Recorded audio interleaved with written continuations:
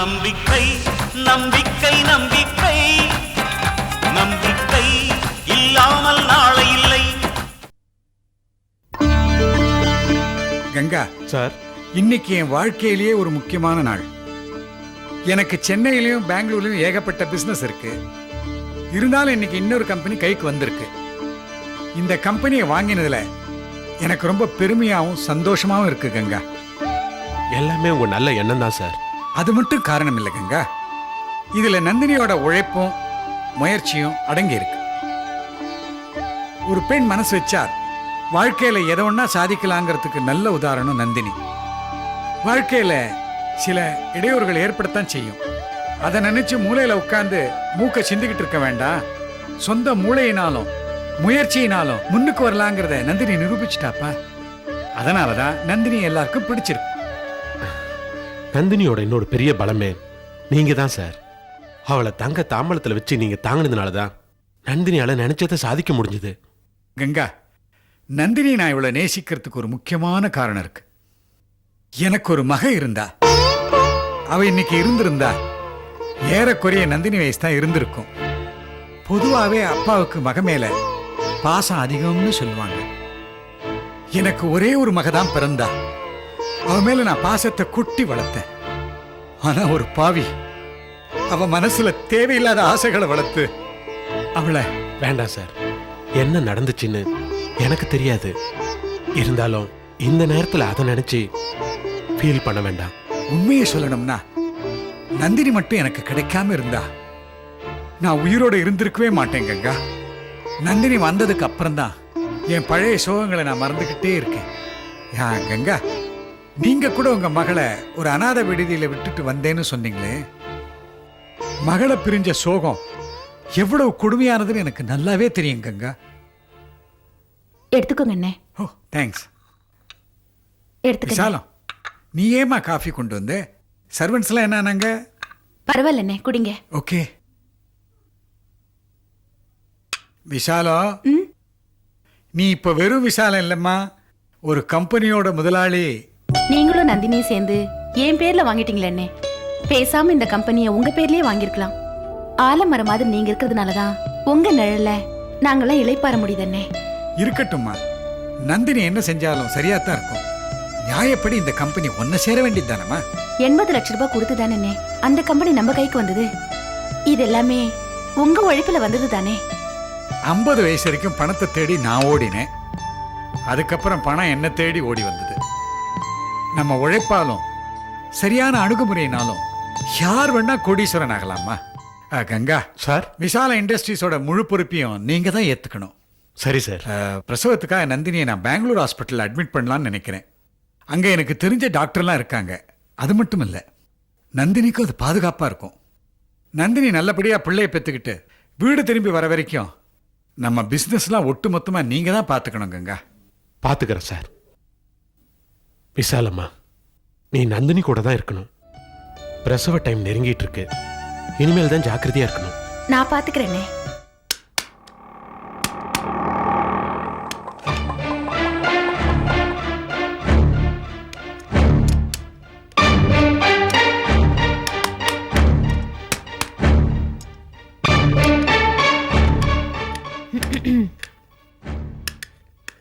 வாருண்ணா, என்ன ஆட்டோல வந்திருக்க? ஒரு மெக்கானிக்கோட பொண்டாட்டி ஆட்டோல வரதே அதிகம்தான். நியாயமா பஸ்ல வந்திருக்கணும். நீதான் கோடீஸ்வரி சிந்தாமணியோட மகளாச்சே. கொஞ்ச நாள் நானும் அப்படிதாங்க நினைச்சு ஆடிட்டு இருந்தேன். இப்ப நான் திருந்திட்டேங்க. நான் இப்போ ஒரு மெக்கானிக்கோட மனைவி. பரவாயில்லையே, நீயே திருந்திட்ட. அப்ப இனிமே இந்த நாடும் திருந்திடும். சரி, ஃபாரின் போய் படிச்சுட்டு மறுபடியும் இதே வேலைக்கு வந்திருக்கீங்க. படிச்ச படிப்புக்கு வேற ஏதாவது வேலைக்கு ட்ரை பண்ணக்கூடாதா? எங்க போய் தேடுறது? நம்ம கையிலேயே நல்ல வேலை இருக்கும்போது நாம எதுக்கு இன்னொருத்தனை போய் எதிர்பார்க்கணும்னா? அது மட்டும் இல்ல, நீங்க படிப்பை முடிச்சுட்டு வாங்க, நம்ம கம்பெனிலே நல்ல போஸ்டிங் தரேன்னு உங்க அம்மா சொன்னாங்க. எனக்கு அதுல விருப்பம் இல்லை. ஏதோ நீங்கெல்லாம் சொன்னீங்களேன்னு தான் நான் போனேன். இப்போ என்னாச்சு? என் படிப்பு பாதியிலேயே போச்சு. ஆமாம், உங்கள் கம்பெனி கூட பாதியிலேயே போயிடுச்சுன்னு கேள்விப்பட்டேன். ஆமாங்க, ராம்கோபால் கம்பெனிக்கும் மம்மிக்கும் எப்பவுமே பிரச்சனை தான். கடன் நிறைய வாங்கினதுனால நம்ம கம்பெனி ராம்கோபால் கைக்கு போயிடுச்சு. அண்ணன் இருந்திருந்தா கம்பெனி நம்ம கை விட்டு போகாம பார்த்துருப்பாரு. மம்மிக்கு எப்பவுமே அவசரம்தான், எல்லாத்தையும் எடுத்து என் கௌத்தன் பண்ணிடுவாங்க. நம்ம கம்பெனி போனதுல உங்களுக்கும் வருத்தமா? ஆ, நான் எப்பவுமே தோ இந்த ஸ்பேனர் நம்பி தான் வாழ்கிறேன். என்னங்க, எனக்கும் ஏதாவது வேலை வாங்கி கொடுங்க, நானும் வேலைக்கு போய் சம்பாதிக்க போறேன். ஏய், உண்மையாக சொல்கிற? ஆமாங்க, 2 பேர் சேர்ந்து சம்பாதிச்சா தானே குடும்பம் நடத்த முடியும். ம், ஆமாம். என்ன உனக்கு திடீர்னு ஓவரா பொறுப்பு வந்துருச்சு? பயங்கரமா ஃபீல் பண்ணி பேசுற. நானும் உங்க குடும்பத்தோட சேர்ந்து எல்லார் கூடயும் சேர்ந்து வாழணும்னு ஆசையா இருக்குங்க. அருணா, இப்போ உங்க அம்மாவோட நிலைமை கொஞ்சம் இறங்கியிருக்கு. அவங்க நல்லவங்களா கெட்டவங்களான்னு நான் தெரிஞ்சுக்க விரும்பல. இருந்தாலும் இப்போ அவங்க நொந்து போயிருக்காங்க. இந்த நேரத்தில் நீ அவங்க கூட இருக்கிறது தான் ரொம்ப நல்லது. அது மட்டும் இல்லை அருணா, வசந்தை பார்க்காம ஜெயந்தி ரொம்ப வருத்தமாக இருக்கா. இந்த நேரத்தில் நானும் நீயும் புருஷன் பொண்டாட்டியா போய் அந்த வீட்டில் வாழ்ந்தோன்னா அது முறையில்லை. ஸோ கேள்விக்குறியாக இருக்கிற என் தங்கச்சி வாழ்க்கையில் எப்போ வசந்த் வராரோ அப்போ தான் வசந்தமும் வரும். அது வரைக்கும் நீயும் நானும் கொஞ்சம் காத்துக்கிட்டு இருக்கணும். எனக்காக ப்ளீஸ்.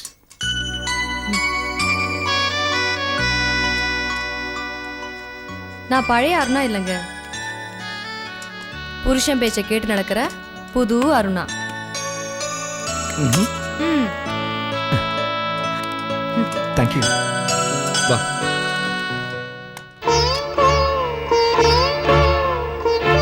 காக்க காக்க கனகவேல் காக்க, நோக்க நோக்க நொடியில் நோக்க, தாக்க தாக்க தடியற தாக்க, பாக்க பாக்க பாவம் பிடிபட.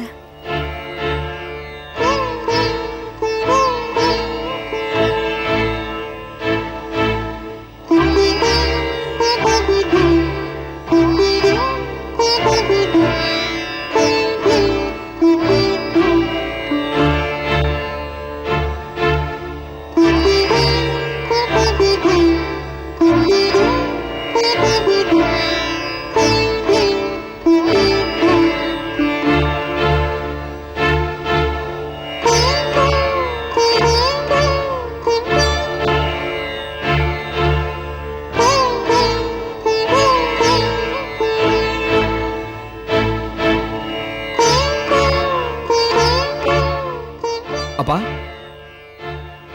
என்னப்பா நான் வந்தது கூட தெரியாம அப்படி என்ன யோசிச்சுட்டு இருக்கீங்க? ஜெயந்தியோட வாழ்க்கையை நினச்சா ரொம்ப வருத்தமாக இருக்குப்பா. நாள் தான் ஓடிட்டு இருக்கே தவிர மாப்பிள்ளை என்ன ஆனாரு, எங்கே போனாருன்னு ஒரு தகவலும் தெரியலையேப்பா. ஜெயந்தி எங்கப்பா? அவன் பூஜை ரூமே கதின்னு கிடக்குறாப்பா. ஜெயந்தி வர வர சரியாக சாப்பிட்றதில்ல. இப்படியே போனால் அவள் உடம்புக்கு ஏதாவது ஆகுமோன்னு ரொம்ப பயமாக இருக்குப்பா. போதா குறைக்கு பிள்ளைய வேற வயிற்றுல சுமந்துக்கிட்டு இருக்கா. பிரேம், உடனடியாக இதுக்கு ஏதாவது நடவடிக்கை எடுக்கணும்டா. அதை பற்றி தான் நானும் விசாரிச்சுட்டு வரேன்ப்பா. வசந்தோட டெக்ஸ்டைல் யூனிட் எரிஞ்ச பிறகு அது வேற பார்ட்டி கிட்ட கைமாறி இருக்கு.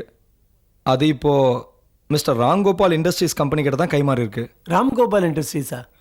அவங்க 5-6 வருஷமாக நம்ம மாப்பிள்ளை கம்பெனியோட வியாபார தொடர்பு வச்சுருந்தவங்களாச்சே. நான் விசாரித்த வரைக்கும் அவங்களுக்கும் வசந்த் கம்பெனிக்கும் கொஞ்ச நாளாகவே மோதல் இருந்துட்டு இருக்குப்பா. ஏப்பா, அந்த கம்பெனி ஓனர் ராம்கோபால் ரொம்ப நல்லவராச்சே. வசந்த் காணாமல் போனதில் அவங்களுக்கும் சம்மந்தம் இருக்கலான்னு நான் சந்தேகப்படுறேன்ப்பா. இந்த கோணத்தில் இது வரைக்கும் நம்ம சிந்திக்கவே இல்லையாப்பா. ஆமாப்பா, நான் கூட அதை நினைக்காம போயிட்டேனே. நாளைக்கு முதல் வேலையா நான் போய் மிஸ்டர் ராம்கோபாலை மீட் பண்ண போகிறேன்.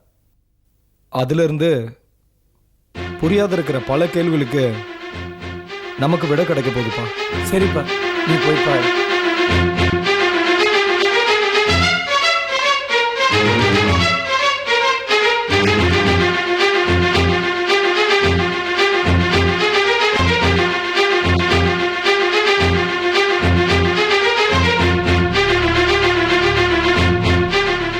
வணக்கம்மா. ஐயாவை பார்க்க பிரேம்னு ஒருத்தர் வந்திருக்காருமா. ஐயா வீட்ல இல்லைன்னு சொல்ல வேண்டியதானே? சொன்னம்மா, வீட்டில் யார் இருக்காங்களோ அவங்கள பார்த்துட்டு போறேன்னு சொல்றாருமா.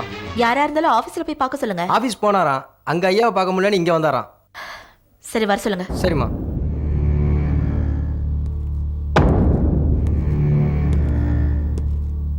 வணக்கங்க. நான் மிஸ்டர் ராம்கோபாலை பார்க்கணும். அவர் இல்லைன்னு செக்யூரிட்டியே சொல்லியிருப்பாங்களே. இந்த மாதிரி பெரிய இடங்கள்ல ஆளை உள்ள வச்சுக்கிட்டே இல்லைன்னு சொல்லுவாங்கன்னு எனக்கு நல்லா தெரியும். நான் மிஸ்டர் ராம்கோபாலை இப்பவே பார்க்கணும். குட், நல்லா பேசுறீங்க. ஆனா நீங்க யாருன்னு சொல்லலையே. அதை நான் அவர்கிட்டயே சொல்லிக்கிறேன். நான் மிஸ்டர் ராம்கோபாலோட மகதா. எதுவா இருந்தாலும் தாராளமா என்கிட்ட சொல்லுங்க. நான் சிந்தாமணியோட மாப்பிள்ளை.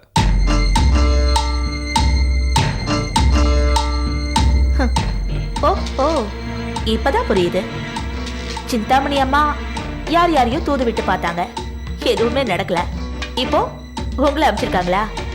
எதுவா இருந்தாலும் நீங்க என்கிட்டயே பேசலாம். ஏன்னா கம்பெனியோட முழு பொறுப்பையும் கவனிக்கிறது நான் தான். அப்போ எங்க கம்பெனி எப்படி உங்க கைக்கு வந்துச்சு? கடன் வாங்கி அதை அடைக்க முடியாத அளவுக்கு ஒன்றும் வசந்த் சாதாரண ஆள் இல்லை. அது எனக்கு நல்லா தெரியும். நல்லாவே தெரிஞ்சு வச்சிருக்கீங்க. Well mister frame.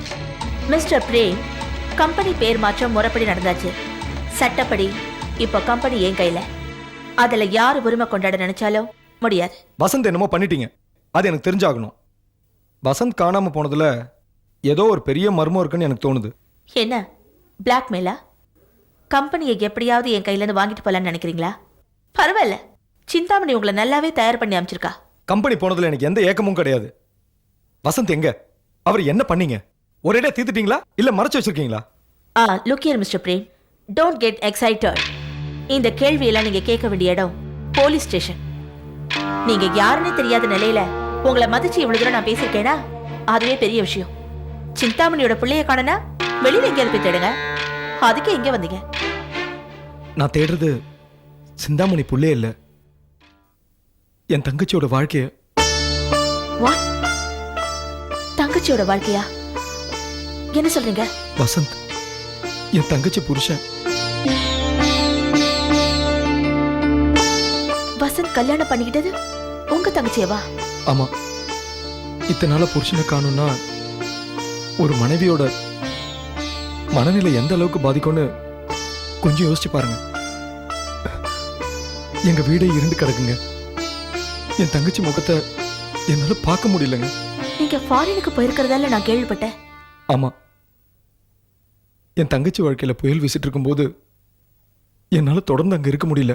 இத பாருங்க மிஸ்டர் பிரேம், உங்க தங்கச்சி யாருன்னு எனக்கு தெரியாது. அவங்க முகத்தை கூட நான் பார்த்ததில்ல. இருந்தாலும் புருஷனை காணோன்னு தேடுற நிலைமை பாவம் எந்த பொண்ணுக்கும் வரக்கூடாது. உங்க மாமியார் சிந்தாமணி அம்மா எவ்வளவோ பாவங்களை பண்ணவங்க, எத்தனையோ குடும்பங்கள்ல குழப்பத்தை ஏற்படுத்தினவங்க. வசந்த அவங்களே ஏதாவது பண்ணியிருந்தா கூட ஆச்சரியப்படுறதுக்கு இல்ல. நீங்க என்ன ஒன்னாலும் பேசிக்கங்க, எனக்கு கவலை இல்ல. என் மாமியாரை சப்போர்ட் பண்றதுக்காக நான் இங்க வரல. என் தங்கச்சி வாழ்க்கையை தேடிட்டு இருக்கிற ஒரு பாசமுள்ள அண்ணனா தான் இங்க நின்னுட்டு இருக்கேன். ஆனா ஒண்ணு மட்டும் சொல்றேன், என் குடும்பத்துல வசதி வாய்ப்புகள்லாம் இல்லாம இருக்கலாம். ஆனா அன்றில் கூடு மாதிரி நாங்க ஒருத்தர் மேல ஒருத்தர் வச்சிருக்க பாசம் ஒண்ணுதான் எங்களுக்கு ஆதாரமே. எங்களுக்கு யார் பாவம் செய்யணும்னு நினைச்சாலும் அவங்க சத்தியமா நல்லா இருக்க மாட்டாங்க. அது மட்டும் இல்ல, வசந்த் மாதிரி ஒரு நல்லவரை பார்க்கறதே அபூர்வம். அவரை வஞ்சகம் பண்ணி வீழ்த்தினா அவங்களால வாழவே முடியாது.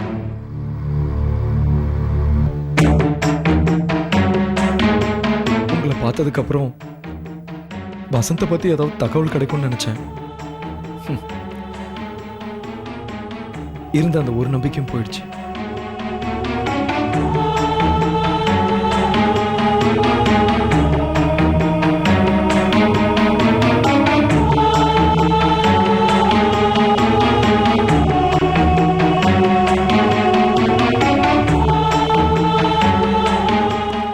தம்பி, ஒரு நிமிஷம். வசந்துக்கு யாரு பாவம் செஞ்சாலும் வாழவே முடியாதுன்னு சாபம் விட்டீங்க. அப்படின்னா வசந்த் செஞ்ச பாவத்துக்கெல்லாம் யார் பதில் சொல்றது? வசந்த் ரொம்ப நல்லவர்மா. அவர் யாருக்கும் எந்த துரோகமும் செய்யாதவர். வசந்த் உங்க மாப்பிள்ளையா தான் உங்களுக்கு தெரியும். ஆனா அவன் வாழ்க்கையோட மறுபக்கெல்லாம் உங்களுக்கு தெரியாது. என்ன சொல்றீங்க? ஆமா தம்பி, நந்தினி மேல ஏதோ தப்பு இருக்கிற மாதிரி நீங்க சொன்னதை நான் கேட்டேன். நந்தினி இப்ப தாயாக போறவ, ஒரு புள்ளைய சுமக்கிறவ, எந்த பழியும் சுமக்க வேண்டாமேங்கிறதுனாலதான் இது உங்ககிட்ட நான் சொல்ல வந்தேன். வசந்த் உங்க தங்கச்சிக்கு கணவரா இருக்கலாம். ஆனா அவரை பத்தி இப்ப நீ சொன்ன மாதிரி அவர் ஒன்னும் பெரிய உத்தமர் இல்ல. அதை நீங்க முதல்ல புரிஞ்சுக்கங்க. உத்தமர் இல்லைன்னு சொல்ற அளவுக்கு வசந்த் அப்படி என்ன தப்பு செஞ்சுட்டாரு? உத்தமரா வாழணும்னு அவசியம் இல்ல தம்பி. ஒரு மனுஷனா இருக்கலாமே. அப்படி கூட வசந்த் நடந்துக்கலையே. சொல்ல நினைக்கிறது சொல்லுங்க. உங்க மாப்பிள்ள ஏற்கனவே ஒரு பொண்ணை ஏமாத்தினவரு, அதுவும் அவ வயித்துல ஒரு புள்ளைய கொடுத்துட்டு. என்ன அதிர்ச்சியா இருக்கா? நான் இதை நம்ப மாட்டேன். நீங்க நம்பாததுனால இது பொய்யாயிடாது. உங்க மாப்பிள்ள ஏமாத்தினாரு. உங்க மாமியார் சிந்தாமணி புள்ள செஞ்ச தப்ப மறைக்கிறதுக்காக அந்த அப்பாவி பொண்ணு மேல வேசிங்கிற பட்டத்தை கட்டி அந்த பொண்ணை ஜெயில தள்ளினாங்க. அந்த பாவம் அந்த சிந்தாமணி சும்மா விடுமா? இல்ல அந்த வசந்த தான் சும்மா விடுமா? சொல்லுங்க, சும்மா விடுமா? அவங்க 2 பேரும் சேர்ந்து இவ்வளவு பாவத்தை பண்ணிருக்கும் போது நந்தினி கிட்ட வந்து நீங்க சாபம் விடுறதுல எந்த பிரயோஜனமும் இல்ல தம்பி. அந்த கர்ப்பிணி பெண்ணை ஓட ஓட விரட்டின பாவத்துக்காக தான் அந்த பாவம் இப்ப சிந்தாமணியும் அந்த வசந்தியும் விடாம விரட்டிக்கிட்டே இருக்கு. ஆமா. ஓகே, என் மாப்பிள்ளையால ஏமாற்றப்பட்டதா சொல்ற அந்த பொண்ணு யாரு சொல்லுங்க.